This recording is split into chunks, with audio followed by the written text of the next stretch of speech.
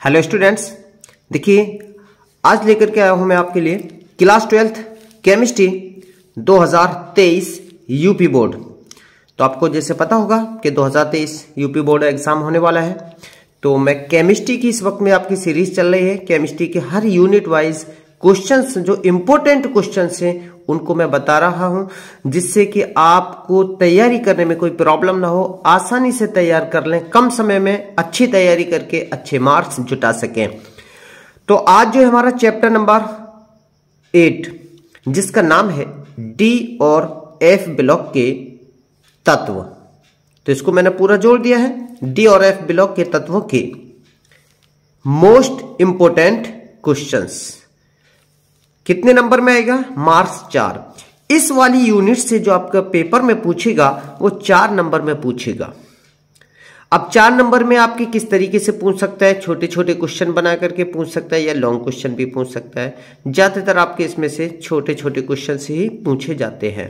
तो ये भी आपको पता लग जाएगा किस तरीके से प्रश्न पूछे जाते हैं। तो आपको क्या करना है, सिर्फ इन्हीं प्रश्नों को तैयार कर लो, नंबर पक्के।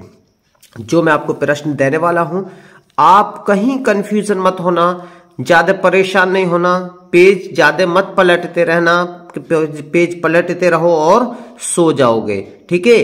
क्योंकि अब जब आपके सामने प्रश्न हैं, उनके उत्तर भी आपको कुछ दूंगा, जो शॉर्ट टाइप के आंसर हैं वो आपको बता दूंगा मैं। तो उनको ही तैयार कर लो और अच्छे से नंबर ले आओ। क्योंकि ध्यान रखना स्टूडेंट्स, समय कम है, तैयारी नहीं की है तो प्लीज अभी से लग जाओ।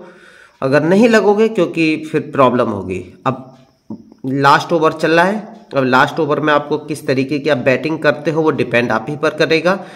बॉल आपको मिलना शुरू हो गई है। तो अब शुरू करते हैं हम क्वेश्चन। Question number 1। स्टूडेंट्स ये बात ध्यान रखना, इस प्रश्न को पर मत जाना, क्योंकि मैं जो आपको दे रहा हूं वो इंपोर्टेंट प्रश्न दे रहा हूं, और वो जो इंपोर्टेंट प्रश्न का पैटर्न है वो मेरे अकॉर्डिंग, जो इस प्रश्न को माना मैंने फर्स्ट प्रश्न माना है क्या, तो आप इसके अकॉर्डिंग लिखना है। Zn2+ आयन के लवण सफेद होते हैं जबकि Cu2+ आयन के लवण नीले क्यों? अब स्टूडेंट्स ये बात ध्यान रखना है, अगर हमें क्यों को हटा दूं तो प्रश्न जो पूछ रहा है इसका आंसर तो यही है। ये बात तो कह रहा है कि Zn2+ के लवण तो सफेद होते हैं जबकि Cu2+ आयन के लवण नीले होते हैं, लेकिन ये कह रहा है कि क्यों ऐसा होता है। तो बस इनका आंसर आपको देना है। पहले मैं इसकी थ्योरी बताता हूं, फिर इसको मैं और समझाता हूं आपको अपने लेवल से भी। तो इसका आंसर करना, Zn2+ आयन में सभी इलेक्ट्रॉन युग्मित होते हैं। मतलब कैसा होता है, जिसका डी ब्लॉक में जोड़े से होते हैं, कोई भी अयुग्मित इलेक्ट्रॉन उपस्थित नहीं है, इसीलिए Zn2+ आयन के लवण सफेद होते हैं।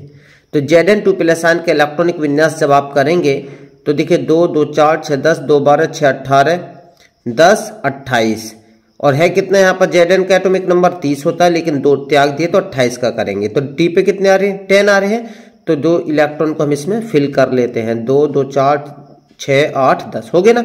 जब ये डी उपकोष पूरा का पूरा फिल होगा तो समझ जाइए कि वो कैसा होगा, सफेद होगा, मतलब रंगहीन भी हो सकता है। इस तरीके से प्रश्न पूछेगा, वो मैं आपको समझाऊंगा, ठीक है। चलो आगे फिर, Cu2+ आयन में एक अयुग्मित इलेक्ट्रॉन उपस्थित है, इसीलिए Cu2+ आयन के लवण नीले रंग के हैं। तो Cu2+ आयन के इलेक्ट्रॉन विन्यास आप करिए। देखिए Cu क्या है आपका, कॉपर है। कॉपर का एटॉमिक नंबर कितना होता है, 29 होता है।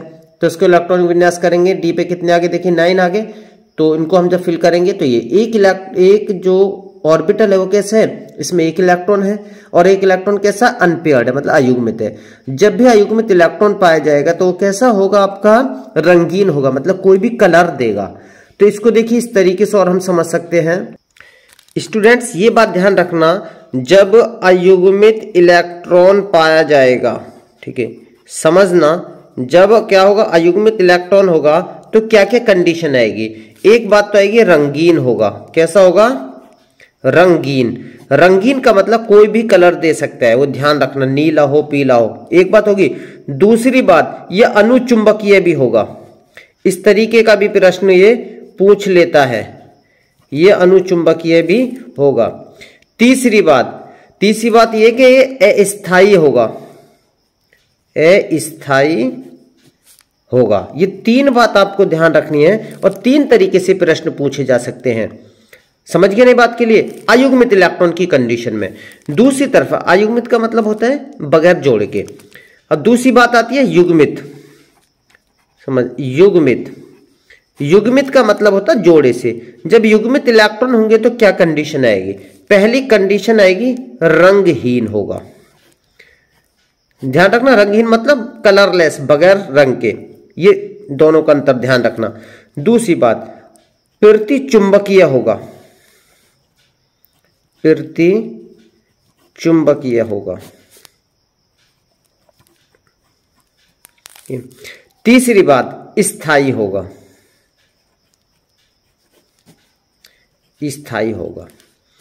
तो स्टूडेंट्स, जब इस तरीके के प्रश्न पूछे आपसे, और इस तरीके के प्रश्न 101% केमिस्ट्री में पूछे जाते हैं, तो आपको सिर्फ यही करना है कि प्रश्न में आंसर तो होता है लेकिन रीजन जानता है क्यों का। तो बस क्यों का क्या, जब समझ ले रंगीन अनुचुंबकीय स्थायी की बात आवे तो समझ जाना कि वो चीज अयुग्मित इलेक्ट्रॉन उसके अंदर उपस्थित होंगे, इसलिए होगा। और जब बात आई रंगहीन, प्रतिचुंबकीय या स्थायी की, तो समझ जाना कि उसके अंदर जो डी सब शेल है, ड्यूब कोश है, उसके अंदर युग्मित इलेक्ट्रॉन उपस्थित होते हैं। ये प्रश्न का आपका निचोड़ है, पॉइंट है इसके लिए, ठीक है। पूरे आपसे 5, 7, 8, 10 प्रकार के प्रश्न इससे बनेंगे और आपके पेपर में भी पूछे जाएंगे, तो उनका आंसर इसी तरीके से कर लेना और अपनी एक डायरी निकाल लेना, उस पर जरूर इस बातों को नोट करते रहना। अब चलते हैं नेक्स्ट क्वेश्चन की ओर। Question number 2, Cr2 plus ion और Fe2 प्लस आयन में से कौन प्रबल अपचायक है और क्यों? तो स्टूडेंट्स, इसका आंसर होगा Fe2 प्लस एक प्रबल अपचायक है, ठीक है। इनमें से ये बात तो होगी, दोनों में से 2 बात पूछ रहा है, ध्यान रखना। में से कौन प्रबल अपचायक है, मतलब Cr2 प्लस और Fe2 प्लस आयन में से, ध्यान रखना। तो ये तो बात यहां तक होगी। दूसरी बात, और क्यों, क्यों का समझ लो कारण। इस तरीके से आंसर करना, इसलिए मैं आपको प्रश्न का आंसर दे रहा हूं जिससे कि आप अच्छे से नंबर ला सको। तो कारण बताना है। देखिए, Cr2 प्लस आयन से Cr3 प्लस आयन बनने में D4 से D3 परिवर्तन होता है। ये तो आपको पता होगा, D4 से D3 का मतलब क्या है। देखिए, जब Cr2 का प्लस आयन का आप इलेक्ट्रॉनिक विन्यास करेंगे, जैसा भी हमने किया था SsP के रूप में, तो 2 से क्या, जब 3 हो गए, इसका मतलब एक इलेक्ट्रॉन और कम होएगा, डोनेट करेगा, तो इसलिए D4 से D3 आ जाएगा लास्ट में। ये है इसका मतलब, परिवर्तन होता है। किंतु Fe2 प्लस आयन से Fe3 प्लस आयन में D6 से D5 में परिवर्तन होता है। समझिए ना, जब 2 इलेक्ट्रॉन यहाँ है, एटॉमिक नंबर कितना होता है Fe का, देखिए 26 होता है। 2 इलेक्ट्रॉन निकाले, कितना, 24 का करेंगे, तो 24 का तो D6 तक आ जाएगा लास्ट में। अब एक और निकाल देंगे तो फिर D5 हो जाएगा। ये दिखा रहा है में परिवर्तन होता है। जल जैसे माध्यम में D5 की तुलना में D3 अधिक स्थायी है। समझिए, ये इसका कारण है।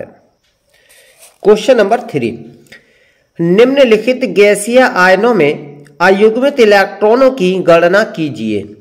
Mn3 plus ion, Cr3 plus ion, V3 plus ion तथा Ti3 प्लस आयन, इनमें से कौन सा जलीय विलयन में अति स्थायी है? मतलब काफी ज्यादा, जैसे बोलते हैं ना अस्थायी। एक तो स्थायी होता है और ये अति स्थायी गलत लिख दिया, बल्कि इसका अस्थायी होना चाहिए, ठीक है। ये अस्थायी है। इसका उत्तर करेंगे। देखिए, तीनों का हम इलेक्ट्रॉनिक विन्यास शो करेंगे। किसका? Mn का, Cr का, V का और Ti का। आपको बता दो, Mn मैग्नीज होता है जिसका एटॉमिक नंबर 25 होता है, Cr 24 होता है, एटॉमिक नंबर क्रोमियम होता है, V का वेनेडियम एटॉमिक नंबर 23 है, Ti का टाइटेनियम एटॉमिक नंबर 22 होता है। ये ध्यान रखना, ठीक है। आपने याद कर लिया होगा, ये सब कुछ बताने की जरूरत भी नहीं है। तो अब क्या करेंगे, इसका जब हम इलेक्ट्रॉनिक विन्यास निकालेंगे तो हम इस तरीके से इसको आसानी से दिखा सकते हैं सबका। तो इनमें अयुग्मित इलेक्ट्रॉन की संख्या जो भी मैं बता रहा था वही है 4, 3, 2, 1। तो ये 3D3 आ गया। तो इसमें क्या होगा, क्योंकि ये क्या है आपका अर्धपूरित होगा, ठीक है। कितना? पूरा का पूरा अर्धपूरित होगा, मतलब हाफ फिल्ड होगा। तो इसलिए इसको नीचे अब आंसर कर देंगे। इनमें Cr3 प्लस आयन जलीय विलयन अस्थायी है क्योंकि इसमें अर्धपूरित T2G स्तर होता है, ठीक है। तो इस तरीके से आप प्रश्न को तैयार कर लेंगे। क्वेश्चन नंबर 4, संक्रमण तत्व क्या है इनके चुंबकीय एवं उत्प्रेरकीय गुण को समझाइए। ठीक है, ये इंपोर्टेंट क्वेश्चन है, जरूर इससे तो आने ही है, ये समझ लिए, ये क्वेश्चन तो 101% आना है, तैयार कर लेना। अब इसका तरीका और भी हो सकता है कि संक्रमण तत्व को परिभाषित कीजिए, इसके गुण भी लिखिए। ठीक है, तो ये भी खोल सकता है। तो चुंबकीय गुण, उत्प्रेरकी गुण, वही बात आ जाती है लौट फिर के। तो इस प्रश्न को पहले समझना, आप प्रश्न क्या कहना चाह रहे हैं। ठीक है, अब इसका करते हैं हम आंसर। तो देखिए क्वेश्चन लघु उत्तरीय टाइप का प्रश्न आ जाता है, तो इसका आंसर देखिए आप, ये थोड़ा सा बड़ा हो जाएगा। और यहाँ पर जो भी मैंने चुंबकीय गुण और ये अनुचुंबकीय गुण तो आपको पता ही था, युग्मित अयुग्मित इलेक्ट्रॉन की फॉर्म में वही देना है। और इसमें उत्प्रेरकी गुण और ये धात्विक प्रकृति वगैरह ये इस तरीके से बढ़ जाते हैं। तो ये प्रश्न आप लोग देखिए स्टूडेंट्स तैयार कर लेना, क्योंकि बड़ा क्वेश्चन है, तो आप लोग कहीं से भी इसको देख लेना। क्वेश्चन नंबर 5, स्पष्ट कीजिए कि Cu+ आयन जलीय विलयन में स्थायी नहीं है, क्यों, समझाइए। इस तरीके देखो प्रश्न पूछा है और इंपोर्टेंट क्वेश्चन है, इसका आंसर करेंगे। जलीय विलयन में Cu+ आयन एक्वस निम्नलिखित प्रकार से असमानुपात करके Cu2+ आयन बनाता है। तो ये इसकी देखिए रिएक्शन है, इसको रिएक्शन देख लेंगे। इसका कारण यह है कि कॉपर की द्वितीय आयनन एंथैल्पी अधिक होती है, परंतु Cu2+ आयन एक्वस के लिए इसका हाइड्रस है। ठीक है, तुलना में अधिक ऋणात्मक होती है, अतः यह कॉपर की द्वितीय आयनन एंथैल्पी को संतुष्ट करती है। तो स्टूडेंट्स आराम से आप इसका स्क्रीनशॉट लेकर के भी इस प्रश्नों को तैयार कर लेना। अगर मैं ज़्यादा एक्सप्लेनेशन करूंगा तो वीडियो बहुत ज़्यादा लंबा हो जाएगा, इसलिए ज़्यादा नहीं समझा रहा हूँ, सिर्फ आपको आंसर और क्वेश्चन दे रहा हूँ, इन्हें तैयार कर लेना। क्वेश्चन नंबर 6, लैंथेनाइड आकुंचन को समझाइए।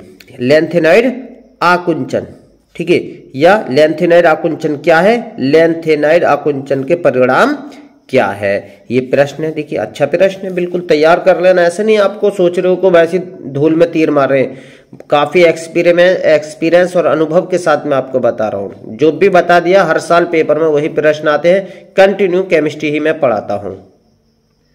क्वेश्चन नंबर 7, लैंथेनाइड तथा एक्टिनाइड तत्वों के प्रमुख लक्षण लिखिए। तो इसके आपको ये कैरेक्टर्स लिखने हैं। ठीक है, आप लोग स्क्रीनशॉट चाहो तो ले सकते हो, बाकी प्रश्न आपको मिल जाएगा किसी भी मॉडल पेपर में। प्रश्न नंबर 8, संक्रमण तत्व परिवर्ती ऑक्सीकरण अवस्थाएं प्रदर्शित करते हैं, क्यों। क्वेश्चन नंबर 9, अंतराकाशीय यौगिक क्या है, इस प्रकार के यौगिक संक्रमण धातुओं के लिए भली प्रकार से ज्ञात क्यों है। तो इस तरीके से प्रश्न आपको तैयार करने हैं। क्वेश्चन नंबर 9, तो 10, क्वेश्चन नंबर 10 है और लास्ट भी प्रश्न है। स्पष्ट कीजिए कि Cu+ आयन जलीय विलयन में स्थायी नहीं है, क्यों, समझाइए। तो स्टूडेंट्स ये रहे आपके प्रश्न, और जो कुछ शॉर्ट क्वेश्चन जो समझाने लायक थे वो मैं आपको समझा चुका हूँ। तो स्टूडेंट्स बगैर किसी देरी के जरूर इसको तैयार करना और ज़्यादा से ज़्यादा अपने साथी स्टूडेंट्स को बताना। वीडियो अगर अच्छी लगे तो प्लीज़ लाइक जरूर करना, कमेंट्स करना और शेयर जरूर करना। अभी तक चैनल सब्सक्राइब नहीं किया तो प्लीज़ सब्सक्राइब कर लेना। मिलते हैं नेक्स्ट चैप्टर के साथ नेक्स्ट वीडियो में। Okay, thank you.